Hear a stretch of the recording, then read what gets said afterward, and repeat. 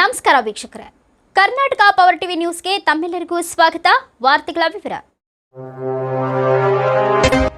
ಕರ್ನಾಟಕ ಸರ್ಕಾರ ಸಾರಿಗೆ ಇಲಾಖೆ ಪ್ರಾದೇಶಿಕ ಸಾರಿಗೆ ಅಧಿಕಾರಿ ಬಳ್ಳಾರಿಯವರ ಸಂಯುಕ್ತ ಆಶ್ರಯದಲ್ಲಿ 36ನೇ ರಾಷ್ಟ್ರೀಯ ರಸ್ತೆ ಸುರಕ್ಷತಾ ಮಾಸ ಜನವರಿ 5, 2025 ಇಂದು ಸಂಡೂರಿನ ಯಶವಂತನಗರ ಸ್ಮೈಯರ್ ಕಂಪನಿಯ ಫ್ಲಾಟ್ನಲ್ಲಿ ಎಲ್ಲ ವಾಹನ ಚಾಲಕರ ಸಮ್ಮುಖದಲ್ಲಿ ಕಾರ್ಯಕ್ರಮವನ್ನು ಹಮ್ಮಿಕೊಳ್ಳಲಾಯಿತು. ಈ ಕಾರ್ಯಕ್ರಮದ ಮುಖ್ಯ ಉದ್ದೇಶ ಯುವ ಮನಸ್ಸುಗಳನ್ನು ಪ್ರೇರೇಪಿಸಿ ಸುರಕ್ಷತಾ ಸಂಸ್ಕೃತಿಯನ್ನ ಅಭಿವೃದ್ಧಿಗೊಳಿಸಿ ರಸ್ತೆ ಸುರಕ್ಷಾ ಜೀವನ ರಕ್ಷಾ ಎನ್ನುವ ಶೀರ್ಷಿಕೆಯಲ್ಲಿ ಚಾಲಕರಿಗೆ ಅಪಘಾತಗಳನ್ನು ತಡೆಯಲಿಕ್ಕೆ ವಿಶೇಷವಾದ ಜಾಗೃತಿ ಮತ್ತು ರಸ್ತೆ ಸುರಕ್ಷತೆ ಬಗ್ಗೆ ಸುರಕ್ಷತೆಯ ಭಿತ್ತಿ ಪತ್ರಗಳನ್ನು ಹಂಚಲಾಯಿತು.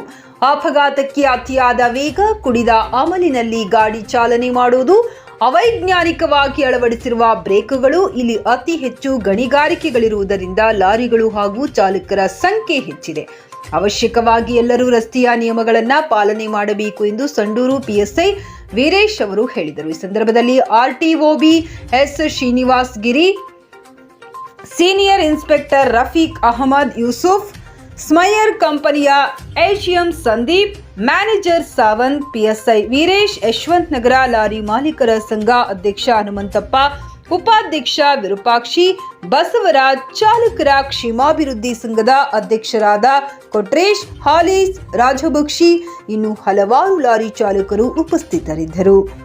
ವರದಿಗಾರರು ಮಹಮ್ಮದ್ ರಫಿ, ವಿಜಯನಗರ ಜಿಲ್ಲೆ. ರಸ್ತೆ ನಿಯಮಗಳನ್ನು ಪಾಲಿಸುತ್ತೇವೆ. ಹೆಲ್ಮೆಟ್ ಧರಿಸಿಯೇ ಚಾಲನೆ ಮಾಡುತ್ತೇವೆ. ಚಾಲನೆ ಮಾಡುವಾಗ ಮೊಬೈಲ್ ಬಳಸುವುದಿಲ್ಲ. ಸೀಟ್ ಬೆಲ್ಟ್ ಹಾಕಿಕೊಂಡೇ ಚಾಲನೆ ಮಾಡುತ್ತೇವೆ. ಚಾಲನೆ ಮಾಡುವಾಗ ಏಕಾಗ್ರತೆಯನ್ನು ಕಾಪಾಡಿಕೊಳ್ಳುತ್ತೇನೆ. ಮದ್ಯಪಾನ ಮಾಡಿ ಚಾಲನೆ ಮಾಡುವುದಿಲ್ಲ. ಚಾಲನೆ ಮಾಡುವಾಗ ಲೇನ್ ಪಾಲಿಸುತ್ತೇನೆ. ವಿನಾಕಾರಣ ಓವರ್ಟೇಕ್ ಮಾಡುವುದಿಲ್ಲ. ದ್ವಿಚಕ್ರ ವಾಹನದಲ್ಲಿ ಪಿಲಿಯನ್ ಡ್ರೈವರ್ ಬಿಟ್ಟು ಮೂರನೇ ವ್ಯಕ್ತಿಯನ್ನು ಕೂರಿಸುವುದಿಲ್ಲ.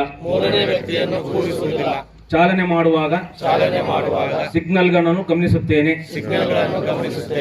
ವಾಹನದ ದಾಖಲಾತಿಗಳನ್ನು ಕಾಲಕಾಲಕ್ಕೆ ನಿಯಮಾನುಸಾರ ಇಟ್ಟುಕೊಳ್ಳುತ್ತೇನೆ. ಚಾಲನೆ ಮಾಡುವಾಗ ವೇಗದ ಮಿತಿಯನ್ನು ಗಮನದಲ್ಲಿಟ್ಟುಕೊಳ್ಳುತ್ತೇನೆ. ಚಾಲನೆ ಮಾಡುವಾಗ ಮಕ್ಕಳು, ವೃದ್ಧರು ಮತ್ತು ಪಾದಾಚಾರಿಗಳನ್ನು ಗಮನಿಸುತ್ತೇನೆ. ಚಾಲನೆ ಮಾಡುವಾಗ ಎಡಬದಿಯಿಂದ ಓವರ್ಟೇಕ್ ಮಾಡುವುದಿಲ್ಲ. ಚಾಲನಾ ಪರವಾನಗಿಯನ್ನು ತೆಗೆದುಕೊಂಡೇ ರಸ್ತೆಯಲ್ಲಿ ಚಾಲನೆ ಮಾಡುತ್ತೇನೆ. ಚಾಲನೆ ಮಾಡುವಾಗ ವಾಹನದಿಂದ ವಾಹನಕ್ಕೆ ಅಂತರ ಕಾಪಾಡುತ್ತೇನೆ.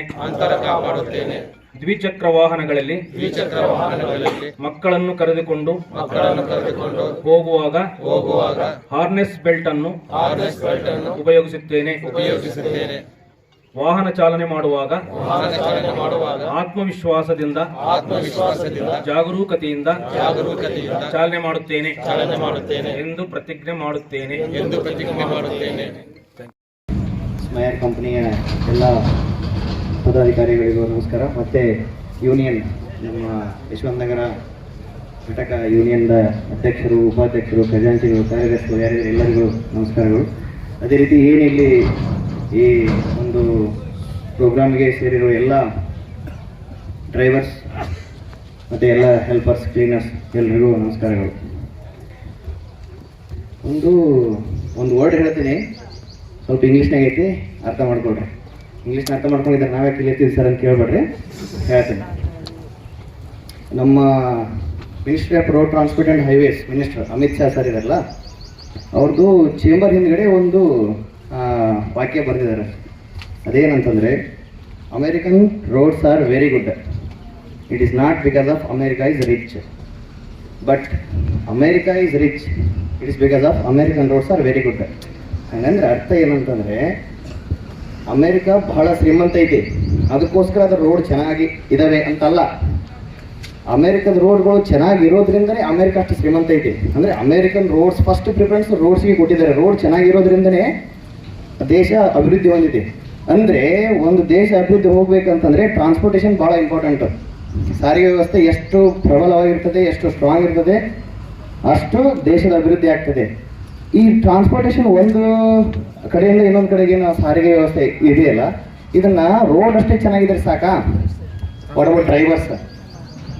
ನಮ್ಮ ಚಾಲಕರುಗಳು, ಅವ್ರದ್ದು ಸ್ಥಿತಿ, ಅವ್ರದ್ದು ಮನಸ್ಥಿತಿ, ಅವ್ರದ್ದು ದೈಹಿಕ ಸ್ಥಿತಿ, ಮಾನಸಿಕ ಸ್ಥಿತಿ, ಇದು ಎಲ್ಲ ಚೆನ್ನಾಗಿರ್ಬೇಕಲ್ಲ. ಈಗ ಚೆನ್ನಾಗಿರ್ಬೇಕಂದ್ರೆ ಕೆಲವೊಂದು ವಾಹನ ಚಲಾಯಿಸುವಾಗ ಕೆಲವೊಂದು ಸೂಚನೆಗಳನ್ನ, ಕೆಲವೊಂದು ನಿಯಮಗಳನ್ನ ಕಡ್ಡಾಯವಾಗಿ ಪಾಲನೆ ಮಾಡಬೇಕಾದ್ರೆ ನಿಮ್ಮ ಕಂಟ್ರಿಬ್ಯೂಷನ್ನು, ದೇಶದ ಅಭಿವೃದ್ಧಿಯಲ್ಲಿ ಕಂಟ್ರಿಬ್ಯೂಷನ್ನು, ಸಾರಿಗೆ ವ್ಯವಸ್ಥೆ ಕಂಟ್ರಿಬ್ಯೂಷನ್ನು ತುಂಬ ಇದೆ. ಅದರಲ್ಲಿ ಎಸ್ಪೆಷಲಿ ಈ ಗೂಡ್ಸ್ ಟ್ರಾನ್ಸ್ಪೋರ್ಟೇಷನ್ ಅಂತೂ ತುಂಬ, ಎಷ್ಟು ನನಗೆ ಫಿಗರ್ ಗೊತ್ತಿಲ್ಲ ಎಷ್ಟು ಕಂಟ್ರಿಬ್ಯೂಷನ್ ಇದೆ ಅಂತೇಳಿ, ಬಟ್ ತುಂಬ ಚೆನ್ನಾಗಿದೆ. ಹಾಗಾಗಿ ಇದರಿಂದ ಎಷ್ಟು ದೇಶಕ್ಕೆ ಅಭಿವೃದ್ಧಿನ ತಂದುಕೊಡ್ತಾ ಇದೆಯೋ ಸಾರಿಗೆ ಇಲಾಖೆ, ಅಷ್ಟೇ ಕೆಲವೊಂದು ಘಟನೆಗಳಿಂದ ಮಾನವನ ಜೀವ ಹಾನಿ ಆಗ್ತಾ ಇದ್ದಾವೆ, ಎಷ್ಟೋ ಆಕ್ಸಿಡೆಂಟ್ಗಳಾಗ್ತಾ ಇದೆ. ಮೊನ್ನೆ ನೀವೇ ನೋಡಿದ್ದೀರಿ, ನಮ್ಮ ಎಲ್ಲ ಡ್ರೈವರ್ಸ್ ಎಲ್ಲ ಇಲ್ಲಿರೋದು ಎಲ್ಲ ಡ್ರೈವರ್ಸ್ ಓದಿಲ್ಲ ರೇ, ಇಲ್ಲಿ ಹಿಂದಿದ್ದರೆ ಎಲ್ಲ ಡ್ರೈವರ್ಸ್ ಓದಿಲ್ಲ ಎಲ್ಲರೂ. ಮೊನ್ನೆ ಸುಶೀಲಾನಗರದಲ್ಲಿ ಏನಾಯ್ತು? ಒಂದೇ ಆಕ್ಸಿಡೆಂಟು 3 ಡೆತ್ತು, ಒಬ್ಬ ಪರ್ಮನೆಂಟ್ ಇಂಜುರಿ ಆಗಿದ್ದಾನೆ. ಈ ಥರ ಆಗಿದೆ. ಅದಕ್ಕೆ ನಾವು ಯಾವ ರೀತಿ ವಾಹನಗಳನ್ನ ಚಲಾಯಿಸಬೇಕು, ಕೇಳಲ್ಲ ಇಲ್ಲಿ ಇದನ್ನೇ ಬೇಡ ಅಂತ ಹೇಳೋದು. ಇಲ್ಲೇ ಇಷ್ಟು ಕೇಳಕ್ಕಿಲ್ಲ, ಇನ್ನು ಗಾಡಿ ಓಡಿಸ್ಬೇಕಾದ್ರೆ ಹೇಗಿರ್ತೀನಿ ಹಾಗಾರ? ರಸ್ತೆ ಸುರಕ್ಷತಾ ಸಪ್ತಾಹಕ್ಕೆ ತಮಗೆ ಸ್ವಾಗತ.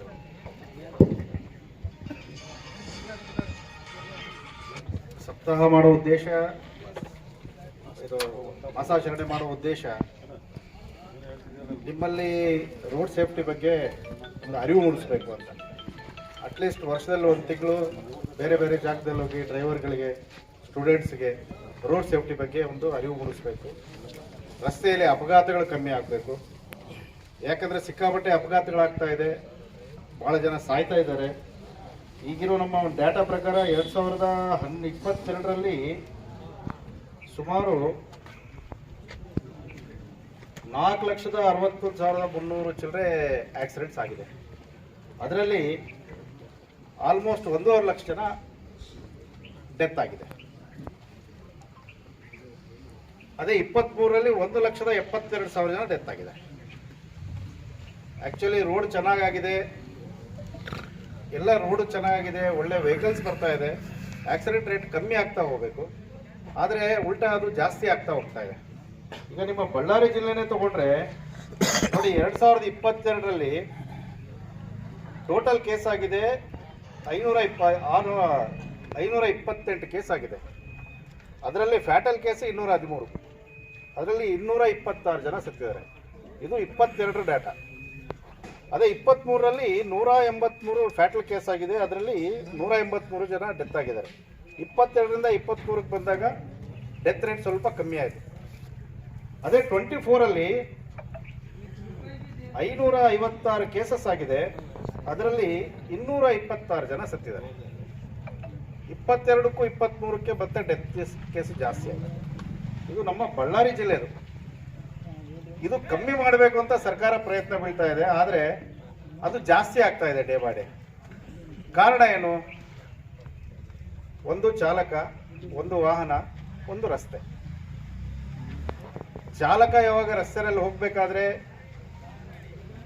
ಅವನು ಸರಿಯಾಗಿ ಸ್ಪಂದಿಸದೇ ಇದ್ದಾಗ ಅಪಘಾತಗಳಾಗ್ತದೆ, ವಾಹನ ಸರಿ ಇಲ್ಲದಾಗ ಅಪಘಾತಗಳಾಗ್ತದೆ, ರಸ್ತೆ ಸರಿ ಇಲ್ಲದಾಗ ಅಪಘಾತಗಳಾಗುವ ಸಾಧ್ಯತೆ ಇದೆ. ಈಗ ವಾಹನ ಚಾಲಕ ಬಂದಾಗ ಒಂದು ಹೇಳಿದರು, ಒಂದು ಹುಷಾರಾಗಿ ಗಾಡಿ ಓಡಿಸ್ಬೇಕು, ಓವರ್ ಸ್ಪೀಡ್ ಹೋಗ್ಕೂಡ್ದು, ಆಮೇಲೆ ಎಣ್ಣೆ ಹೊಡೆದ್ಬಿಟ್ಟು ಗಾಡಿ ಓಡಿಸ್ಬೇಕು. ನನ್ನ ನಮಸ್ಕಾರಗಳು. ಒಂದು ಸುಭಾಷಿತ ಅನ್ಬೋದು, ಗಾದೆ ಅನ್ಬೋದು, ಅರಿವೇ ಗುರು. ಕಾಮನ್ ಸೆನ್ಸ್, ಮನುಷ್ಯನಿಗೆ ಕಾಮನ್ ಸೆನ್ಸ್ ಇರಬೇಕು. ಮುಂಜಾನೆ ನಾನು ಮನೆ ಬಿಟ್ಟು ಇನ್ನೂ ಡ್ಯೂಟಿಗೆ ಹೋಗ್ತೇನೆ, ನಾನು ಡ್ಯೂಟಿಗೆ ಹೋಗ್ತೀನಿ, ನಿಮಗೆ ಡ್ಯೂಟಿ ಅಂದರೆ ನೀವು ಮೈಸೂರಿಗೆ ಬರ್ತೀರ ಲೋಡಿಂಗ್ಗೆ. ಏನು ಇರಬೇಕು ಮನಸ್ಸಲ್ಲಿ ಮೊದಲು, ತಲೆಯಲ್ಲಿ ಮೊದಲು ನನ್ನ ಹಿಂದೆ ನಾನು ಬದುಕೊಂಡು, ನನ್ನ ಹೆಂಡತಿ, ನನ್ನ ಮಕ್ಕಳು, ನನ್ನಮ್ಮ, ನಮ್ಮಪ್ಪ ಇದ್ದಾರೆ. ನಾನು ಹೋದರೆ ಅವ್ರಿಗೆ ಏನು ಬೇಕು. ಮನುಷ್ಯ ದುಡ್ಡು ಗಳಿಸ್ತಾನೆ, ಇಲ್ಲ ಅಂತ ಅನ್ನಲ್ಲ. ಜೀವನ ನಡೆಸಲಿಕ್ಕೆ ದುಡ್ಡು ಬೇಕು, ಅವಶ್ಯಕ, ಒಪ್ಕೋತೇನೆ. ಒಬ್ರು ಜಾಸ್ತಿ ಗಳಿಸ್ತಾರೆ, ಒಬ್ರು ಕಮ್ಮಿ ಗಳಿಸ್ತಾರೆ. ಬಟ್ ನೀವು ಅದನ್ನು ಮೊದಲು ತಲೆಯಲ್ಲಿ ಇಟ್ಕೋಬೇಕು. ಕೆಲಸಕ್ಕೆ ಹೋಗಿಂತ ಮುಂಚೆ ಸಂಜೆ ಆದರೆ ನಾನು ಮತ್ತೆ ಮನೆ ಸೇರಬೇಕು, ಮಸನ ಸೇರಬಾರ್ದು. ಮನೆ ಸೇರಬೇಕು, ಮಸನ ಸೇರಬೇಕು, ನಿಮ್ಮ ಕೈಲಿರೋದು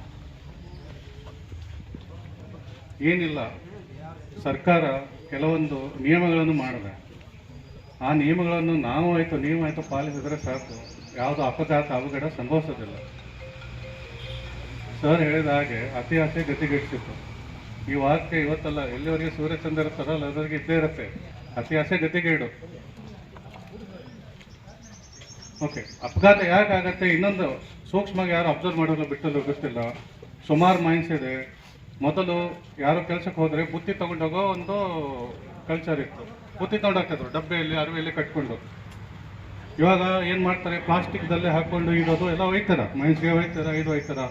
ಹೋಗ್ಬೇಕಾದ್ರೆ ಆತನ ಎಲೆ ಈ ಕಡೆ ರೋಡ್ ಮೇಲೆ ಹೋಗಿದ್ದು, ಈ ಕಡೆ ಹೋಗಿದ್ದು, ಆ ಥರ ಸ್ಮೆಲ್ಗೆ ತೊಗೊಂಡು ಪ್ರಾಣಿಗಳು ಬರ್ತಿರ್ತಾವೆ, ತಿಂತಿರ್ತಾರೆ. ಸಡನ್ ಆಗಿ ಆ ಪ್ರಾಣಿ ನಿಮ್ಮ ಟ್ರಕ್ ಮುಂದೆ ಬರುತ್ತೆ, ನಿಮಗೆ ಕಂಟ್ರೋಲ್ ಹೋಗುತ್ತೆ, ಇದಾಗುತ್ತೆ.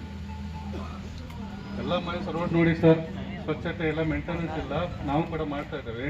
ನೀವು ತಗೊಂಡೋಗಿರೋ ಬುತ್ತಿನ ಏನು ಮಾಡ್ತೀರಾ, ಪ್ಲಾಸ್ಟಿಕ್ ಎಲ್ಲ ಹಂಗೆ ಒಗೆದ್ಬಿಡ್ತೀರ. ನಾಯಿ ಇವೆಲ್ಲ ಪ್ರಾಣಿಗಳು ಬರ್ತವೆ. ಅವೇ ಪ್ರಾಣಿ ನಿಮ್ಮ ಟ್ರಕ್ ಮುಂದೆ ಬಂದರೆ ನಿಮಗೆ ಕಂಟ್ರೋಲ್ ಇರಲ್ಲ, ಏನಾಗುತ್ತೆ, ಅಪಘಾತ ಆಗುತ್ತೆ. ಸೊ ನಮ್ಮ ಜವಾಬ್ದಾರಿ ಏನವ? ಗೌರ್ಮೆಂಟ್ ಮೊದಲಿಂದ ಹೇಳ್ತಾ ಇದೆ ಪ್ಲಾಸ್ಟಿಕ್ ಬಳಕೆ ನಿಲ್ಲಿಸಿ ಅಂತ. ನಾವೆಲ್ಲರೂ ಒಂದು 200 ರೂಪಾಯಿ ಕೊಟ್ಟು ಒಂದು ಡಬ್ಬೆ ತಗೊಳ್ಳೋಷ್ಟು ನಮಗೆ ಕೆಪಾಸಿಟಿ ಇದೆ, ತಗೋಬೋದು. ಮನೆ ಬುತ್ತಿ ಒಯ್ಬೋದು ನಾವೊಂದು. ಹೋಟೆಲಲ್ಲಿ ತಿನ್ನಿ ಏನಂತ ಅನ್ನಲ್ಲ. ಬಟ್ ದಯವಿಟ್ಟು ಈ ಕಸ ಮಾಡೋದನ್ನು ಇದು ಮಾಡೋದನ್ನು ಅದು ಕೂಡ ಸ್ವಲ್ಪ ತಾವು ಕಂಟ್ರೋಲ್ ಮಾಡಬೇಕು. ಒಳ್ಳೆಯ ಅಭ್ಯಾಸಗಳು ಅಷ್ಟು ಜಲ್ದಿ ಮನುಷ್ಯನಿಗೆ ಹತ್ತಲ್ಲ, ದುರಭ್ಯಾಸ ಜಲ್ದಿ ಹತ್ಬಿಡುತ್ತೆ. ಒಳ್ಳೆಯ ಅಭ್ಯಾಸ ಅಷ್ಟು ಜಲ್ದಿ ಹತ್ತಲ್ಲ. ಯಾರೇ ಇರಲಿ ಒಂದು ಕೈ ಚೀಲ ಇಟ್ಕೊಳ್ಳಿ ಯಾವಾಗಲಾದರೂ. ಪ್ಲಾಸ್ಟಿಕ್ ಅವಾಯ್ಡ್ ಮಾಡಿ, ನೇಚರ್ಗೆ ನಾವು ಏನಾದರೂ ಕಾಂಟ್ರಿಬ್ಯೂಷನ್ ಮಾಡಬೇಕು. ನಾವು ಅದು ಮಾಡ್ತಾ ಇಲ್ಲ.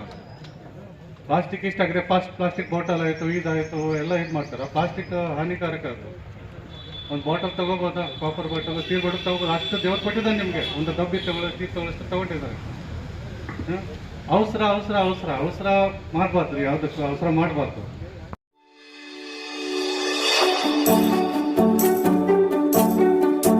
ನೀವಿನ್ನು ನಮ್ಮ ಚಾನೆಲ್ಗೆ ಸಬ್ಸ್ಕ್ರೈಬ್ ಮಾಡಿಲ್ಲವೇ? ಹಾಗಿದ್ರೆ ತಡಬೇಕೆ? ಹಿಂದೆ ಸಬ್ಸ್ಕ್ರೈಬ್ ಮಾಡಿ, ಬೆಲ್ ಐಕಾನ್ ಪ್ರೆಸ್ ಮಾಡಿ, ಶೇರ್ ಮಾಡಿ, ಕಮೆಂಟ್ ಮಾಡಿ.